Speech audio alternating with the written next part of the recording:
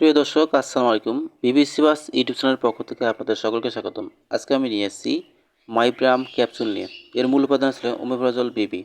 নির্দেশনা: omeprazole gastric ও duodenal জনিত আলসার এবং এনএসএআইডি জনিত ulcer, gastro oesophageal reflux disease, অ্যাসিডজনিত ডিসপেপসিয়া এবং অতিরিক্ত গ্যাস্ট্রিক অ্যাসিড নিঃসরণজনিত সমস্যা যেমন জোলিঞ্জার এলিসন সিনড্রোমের ক্ষেত্রে নির্দেশিত। পেপটিক আলসারজনিত হেলিকোব্যাক্টার পাইলোরি নির্মূল করতে ট্রিপল থেরাপি হিসেবে অন্যান্য অ্যান্টিমাইক্রোবিয়াল ঔষধের সাথে এটি ব্যবহার করা হয়। সেবনবিধি: দিনে 1 থেকে 2টি ক্যাপসুল খাওয়ার আধা ঘন্টা আগে খেতে হবে। প্রতি নির্দেশনা: ওমেপ্রাজল বা এর সাথে ব্যবহৃত যে কোনো উপাদানের প্রতি সংবেদনশীল রোগীর জন্য এর ব্যবহার নিষিদ্ধ।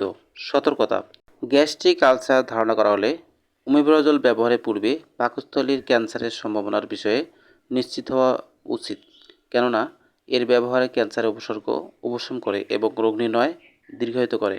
পার্শ্ব প্রতিক্রিয়া: ওমেপ্রাজল একটি সহনীয় ওষুধ। কিছু মৃদু ও ক্ষণস্থায়ী পার্শ্ব প্রতিক্রিয়া যেমন বমি বমি ভাব, মাথা ব্যথা, মাথা ঘোরা, উদরীয় সংকোচন ও প্যারেস্থিয়া হতে পারে। গর্ভাবস্থায় ও স্তন্যদানকালে ব্যবহার: নিরাপদ বিকল্প ওষুধের দুষ্প্রভাব না হলে গর্ভাবস্থায় এর ব্যবহার পরিহার করা উচিত।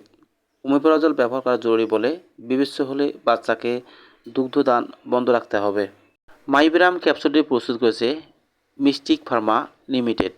একটি ক্যাপসুলের মূল্য মাত্র 5 টাকা। তো বন্ধুগণ, ভিডিওটি ভালো লাগলে অবশ্যই লাইক, কমেন্ট, শেয়ার করবেন এবং সাবস্ক্রাইব করে পাশে থাকবেন। তো আজকের মতো এখানে শেষ করতেছি। আল্লাহ হাফেজ।